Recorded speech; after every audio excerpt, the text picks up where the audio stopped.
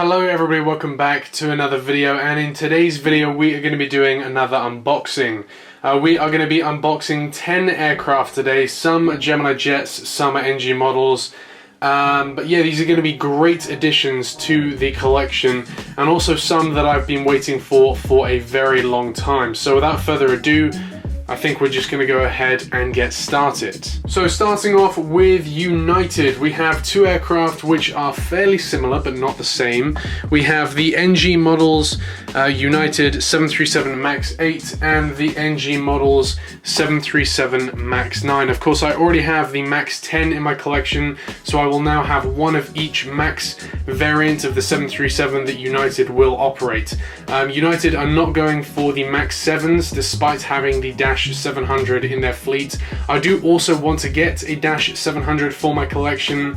I missed that release that NG had probably a few years ago now, so hopefully we get another release of that. But here we have the MAX 8 and the MAX 9.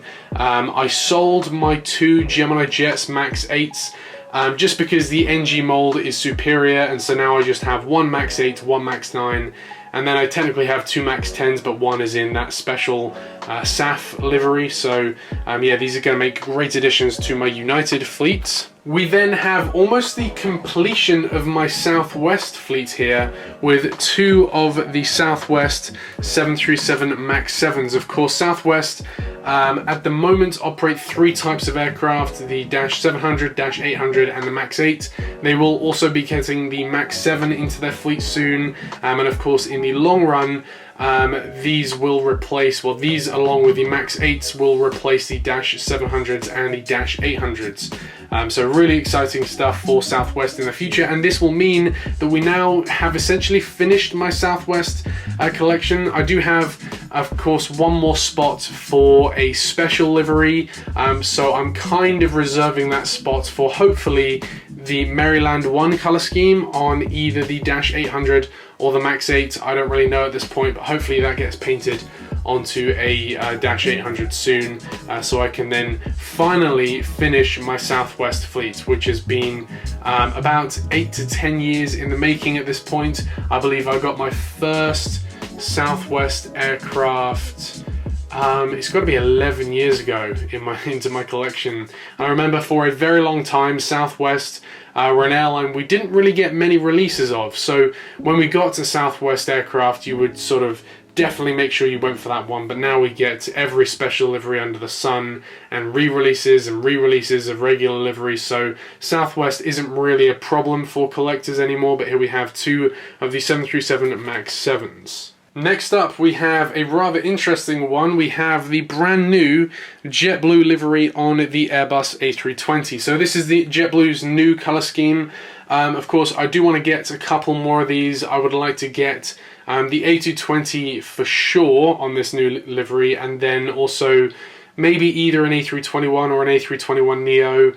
Maybe just one. JetBlue is kind of an airline that don't really fly into DC that much. They only fly into Reagan, and they primarily only use, well, at the moment, the Embraers, but of course those are going to be retired very shortly, or even by the time this video comes out they might be fully retired. So the only two aircraft I'm really after is the A320 and the A220. However, I might get an A321 just for the heck of it, but I'll just see how it goes. But I definitely want to get the A220 also in the new color scheme. Next up, a rather obscure one that you probably weren't expecting, but we have the KLM A321Neo. Now, I don't know where I got this from, but I originally interpreted the fact that KLM were going to get some A321 LRs. That's not true. They're just getting the A321Neo and the A320Neo to replace their 737 fleet. So I originally got this in the anticipation that KLM would send an LR to Dulles, but I don't really think that's going to happen anymore. However, I will still keep this just because it looks like a really cool aircraft. And as well, I also have the KLM E2, because of course those fly into my home airport occasionally, so I'm sort of building up a small KLM fleet with this one.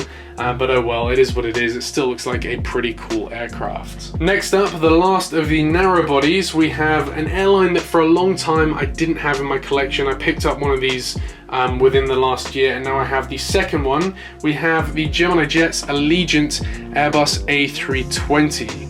The A320 is Allegiant's most prominent aircraft. Of course, they are now getting the 737 Maxes into their fleet.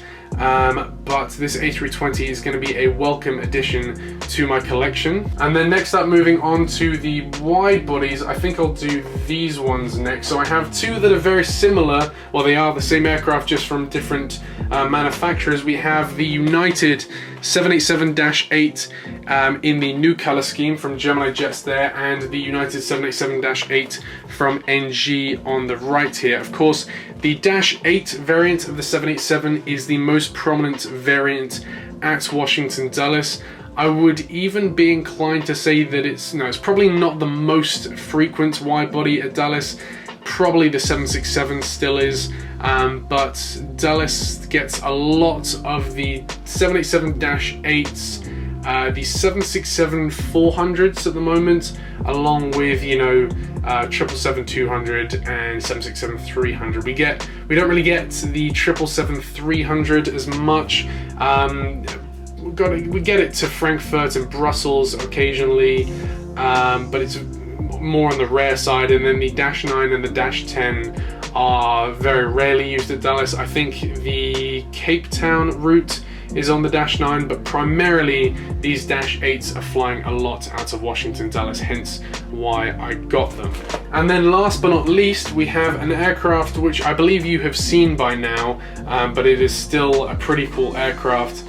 We have the Gemini Jets Royal Jordanian 787-8. These guys have just started flying, well, I say just started flying, a few months ago now at this point.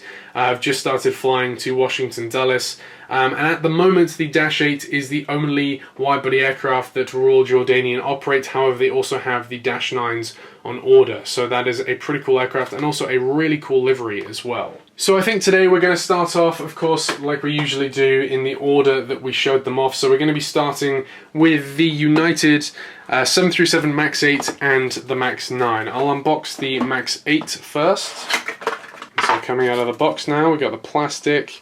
Here we have the United 737 MAX 8. Now, I've never flown the United 737 MAX 8, but I have flown this aircraft, the United 737 MAX 9. I flew this back in 2023 from Washington Dulles over to Seattle, where I then went on to an Alaskan 737 MAX 9 to do the milk run. So I would also love to see a release of both the Alaska MAX 9 and MAX 10. Alright, so first off we have the beautiful United 737 MAX 8 in the new Evo blue color scheme. So this is, out of the Maxes, this is the aircraft United have the least of. They have on order 123 of these MAX 8s. So starting off at the nose, as you can see, we have that classic 737 nose shape there with the L1 door, the Star Alliance logo, the United titles there in blue, blue engines, blue scimitars, and of course that nice new United color scheme on the tail. I'm then going to move across to the MAX 9 here. So as you can see, basically the same, it's just extended, same features and everything. United have the most of these MAX 9s with 223 on order, and as I say, I've flown one of these. United, interestingly, usually airlines purchase the MAX 8 before the MAX 9. However, United did it the other way around. They received the MAX 9s, and I want to say 2018, I believe it was 2018 they got the MAX 9s. I believe that's correct, and then of course they got the MAX 8s later. They also have 167 orders for the MAX 10, which is even longer than the 737 MAX 9. However, the MAX 10s aren't in service yet. But these are two beautiful looking aircraft that will of course comprise the majority of the United mainline narrowbody fleet, and they are going to look great in my United collection alongside the MAX 10. Next up, moving on to the Southwest 737 MAX 7s, and again we have two of these. For these sort of more mundane aircraft, I won't spend too long going through the actual aircraft itself, just because they're kind of, boring. We've done this in the past on many other liveries just like it, so I won't go over the livery too much unless it's like a special livery or a unique airline that we don't have many of. So opening up the first 737 MAX 7, and this is actually my first 737 MAX 7 in my collection. And it appears we have a slight bit of damage on the second one. We have the rear horizontal stabilizer. I just placed that gently in for now, and then I'll give that some glue a little bit later on. But of course, Southwest are a very simple airline. They have for the longest time only operated 2 variants of each generation of 737. So of course, when it comes to the NG variant, they operated, well, they are still operating the 737-700 and the -800.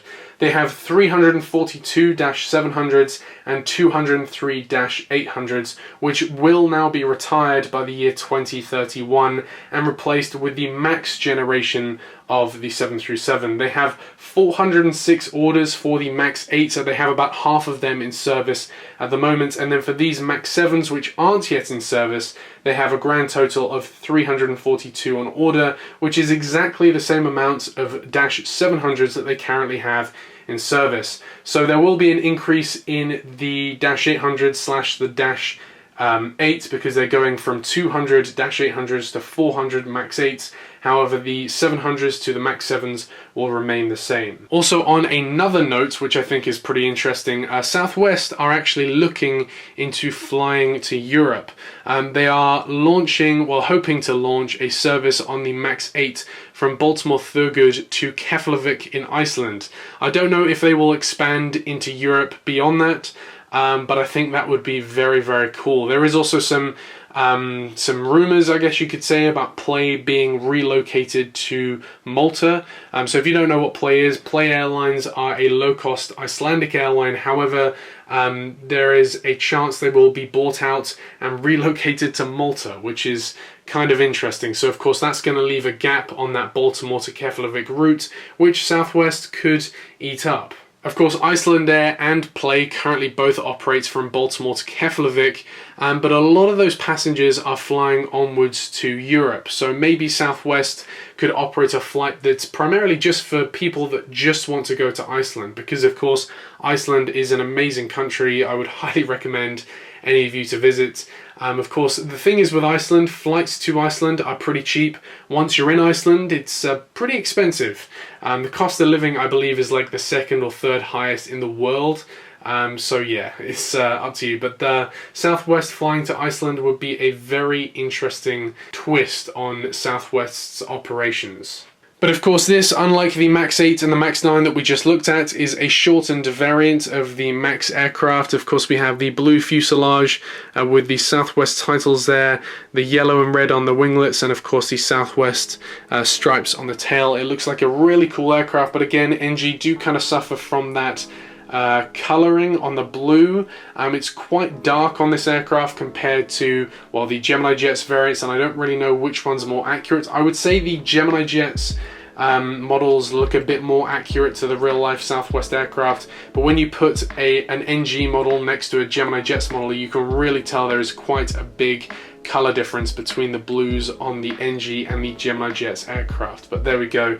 These aircraft are going to look great in my collection, and we are almost there with Southwest now. Next up, moving on to the JetBlue Airbus A320. This is going to be a really interesting one. I think JetBlue have made a quite bold decision to change to this color scheme.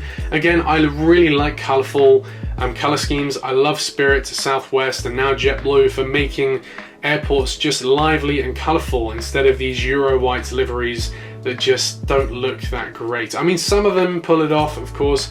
I am a pretty big fan of like the liveries like Aer Lingus, and well, Lufthansa kind of neutral on that one. But some of them do look pretty good, however they're just not too colourful. So I'm quite pleased that JetBlue have gone for a livery that really shows off some colour. So here we have this JetBlue A320-200. Of course, this is not the Neo. JetBlue do not have any orders for the A320 Neo. However, they do of course have orders for the A321Neo.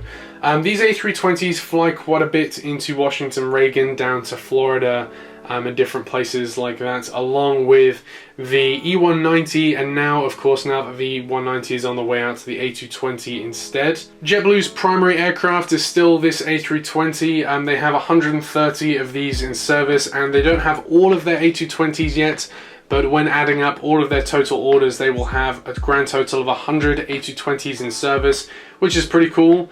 The A321s, of course, they're split across the regular, the Neo, and the LR. They currently have 63 A321s in service, 26 A321Neos and 13 A321LRs, and they are now ramping up service to Europe. They operate to quite a few different places now. London Heathrow, I was actually up at London Heathrow last Monday, and I saw one of their A321LRs take off out of Heathrow, which is pretty cool. Of course in the old livery still, but you know, it is what it is.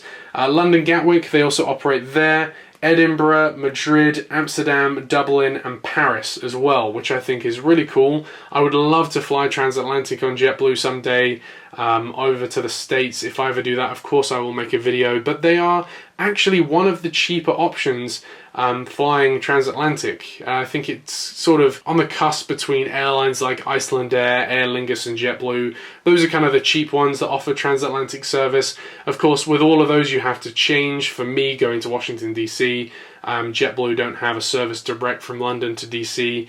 It'd be pretty cool if they did, but of course now that they only operate from Reagan, it would be pretty unlikely. They have their sort of transatlantic bases from New York JFK and Boston, but it would be pretty cool still to connect from either of those airports. But taking a look at this aircraft now, starting off at the front, of course we have this entirely blue fuselage here with the JetBlue titles in white. It's really interesting that they've got these orange accents all over the aircraft. On each aircraft they have a different sort of accent color. I believe on one of them it's pink and on one of them it's green, which is kind of cool. And then of course on the back here we have these sort of bubble kind of things on the tail there. We got the Wi-Fi box on the top, and yeah, it looks like a pretty cool aircraft and one I cannot wait to add into a Reagan update in the future. Next up, instead of going for the KLM, I decided let's get all of the US domestics out the way with, and then we'll get on to the other aircraft. So here we have the Gemini Jets Allegiant A320. This is an aircraft I've wanted for a while now. Of course I have their 737 MAX 8-200. Those are quite new into the Allegiant fleet, but now of course here we have the A320, which is the primary aircraft Allegiant operates. I'm going to go ahead and unbox this aircraft now, and then we will get into it. And so here we have the aircraft. Now the trouble with buying A320s from Gemini Jets is they do suffer from an engine size issue. I mean, this almost looks like an A320Neo, but there we go. It is what it is. That's the trouble when you get the sort of the CFM engines on the A320, they look so big. The IAE engines don't look as bad, and I will give it to Gemini Jets. If you get one with the IAE engines, they're kind of proportional, or they just don't look as silly. But this is the Allegiant A320. Allegiant have 85 of these in service. However, they are going to be retiring 10 A320s this year, some of the older ones they have. But the A320 isn't going to be retiring in the near future for Allegiant. They also have 34 A319s. They then have on order 24 737 MAX 7s and 26 737 MAX 8-200s. So of course Allegiant are going to be operating a part Airbus, part Boeing fleet. Allegiant are really good at buying aircraft really cheap. So of course they ordered these A320s and A319s when they were pretty cheap, and of course during the MAX situation when the 737 MAXs were grounded, Boeing were kind of scrambling to sell them, so they offered them to Allegiant for really cheap, which is why Allegiant have gone for the 737 MAX aircraft. That's the only reason. Of course, it would make sense to keep the same manufacturer throughout your fleet like Southwest do, just because then there's fleet commonality. You just have to train the pilots on one type of aircraft, the maintenance technicians on one type of aircraft. But the reason, of course, they went for the MAX instead of the Neos is just because they were so cheap. That's the only reason. But yeah, I think Allegiant are a pretty cool airline. Of course, now they fly into Dallas as well, so hopefully I can get this into a Dallas update. But starting off at the front, we have this white portion of the fuselage with the Allegiant titles there, the blue engines and the little insignia on the winglets. We have the orange and yellow, and then the blue with the sun logo on the tail there as well. And I think this looks, you know what, surprisingly good. I'll give it to Gemini Jets on this one. They did a pretty good job. And then next up here we have the NG KLM Airbus A321Neo. Again, I don't know where I got it from, but I thought KLM were going to start flying the A321 LRs, but I must have been mistaken. These are going to be replacing, along with the A320Neo, the 737 NG family. But I'm going ahead and unboxing it now. This looks like a really cool aircraft, I do have to admit, and I can't wait to see this flying around the skies of Europe. Unfortunately not North America, but there we go. And here we have the beautiful looking KLM A321Neo. So KLM have ordered both the A320Neo and the A321Neo. They have a grand total of 78 on order. Now we don't yet know how many of those will be A321s versus A320s, but we just know they will order 78 Neos to replace the 737-700s, 800s and 900s. Now the ones I'm really looking forward to KLM getting are the A350s. They have 11 A350-900s on order and 11 A350-1000s on order, and those will be replacing the A330-200s, the A330-300s and the 777-200s. So quite a few different aircraft being replaced by just the A350. But starting off at the front here, you can see the new color scheme on KLM. Well, I say new, it's probably quite old at this point, but the flowing sort of bending line there. Of course, the old one just used to be straight down the fuselage. Oops, that was not what I intended on doing. But then we have the KLM title there with Royal Dutch Airlines there, the KLM logo on the engines and on the winglets, and then again on the tail there. Looking really, really nice. Okay, and moving on to my United 787-8s now. Here we have the NG version and we have the Gemini Jets version in here as well. I've wanted these for a very, very long time. Of course, the new United livery was announced in 2019, and now in 2025 we have just seen the first new livery -8s. So these were one of the last aircraft to be painted into the new color scheme. I think I'm going to start with the Gemini Jets version first. So here we have the Gemini Jets United 787-8. Look at that, beautiful. And now opening up the NG version. In here we have another beautiful looking aircraft. Okay, so these are both beautiful looking aircraft. I can't fault either of them if I'm honest, but there are a couple differences that I'm just noting.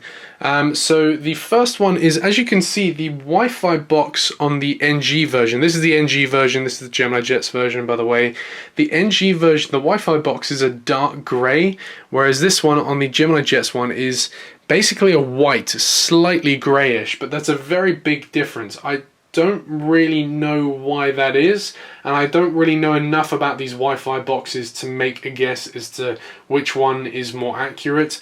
I'm guessing maybe either they've just got the colour wrong, one of them has just got the colour wrong, or they've just taken two samples from two different -8s, and one just happens to have a grey one and one just happens to have a more white one.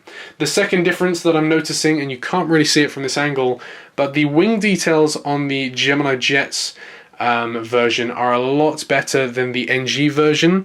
If I just show you this here, as you can see, we've got the no step markers along with the lines outlining where you can step, but then the NG version is just plain basically, so that's a pretty big difference as well. But again, I don't think, you know, the NG one is necessarily worse for that. It's just a lot different. I think as they're basically the same aircraft, we're just going to take a look at the Gemini Jets version, having established that they're both pretty good aircraft. So United don't actually have many of these -8s in service. They only have 12 in service, which did actually surprise me considering how often these fly out of Washington Dulles.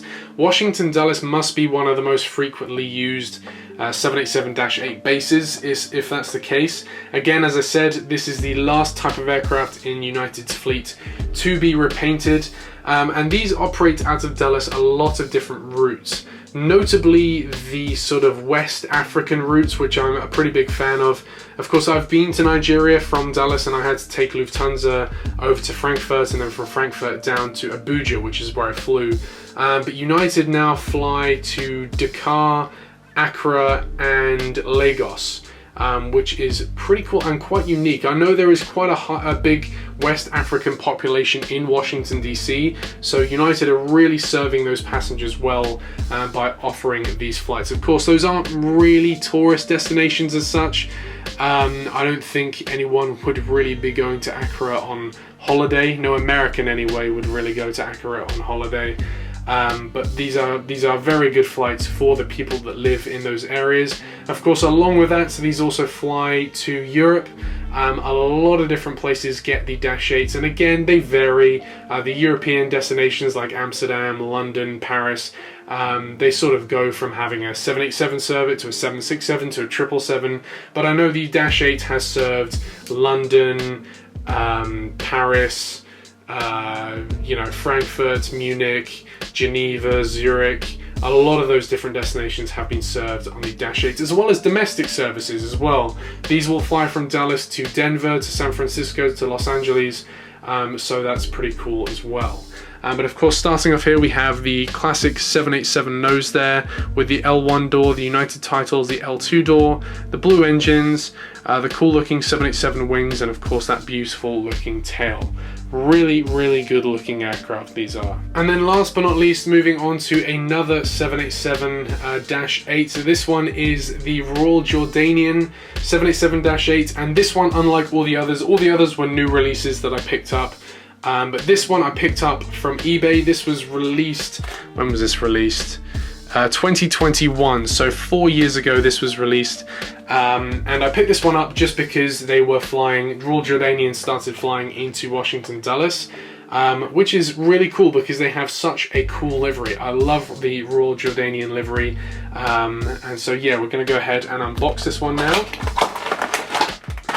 And so here we have this beautiful looking aircraft. Royal Jordanian have 7 of these Dash 8s in service. They then have a further 6 orders for the 787-9, but as of yet they don't have them in service. These fly to a lot of places, Istanbul, and a lot of places around Asia and Europe, but to North America, or I should say the US, they fly to only 3 other destinations other than Washington Dulles. 2 more obvious ones, they fly to New York and Chicago, but then they also fly to Detroit, which I thought was kind of weird. I guess there must be a sort of a high Jordanian population in Detroit, maybe. I'm not too sure why they fly to Detroit, but that just seems like an odd choice of destination for an airline like this to fly to. But there we go, it's a really cool looking livery as well. Of course, we have this sort of grayish black on the top of the aircraft with the white underbelly, which is of course usually reversed on a lot of other airlines. And then we have the Royal Jordanian titles in gold. We then have the gold and red band stretching down the aircraft there with the red on the engines. And then we have the emblem on the tail here. It's a really, really cool livery, and one that I'm gonna look forward to seeing at Washington Dulles. And so yeah, that does conclude today's unboxing of these 10 beautiful aircraft. Of course, the only issue I've had is the horizontal stabilizer on the Southwest 737 MAX 7, but that should be easily fixable. And yeah, these aircraft look great. Of course, I've waited for a long time for those United 787-8s in the new color scheme.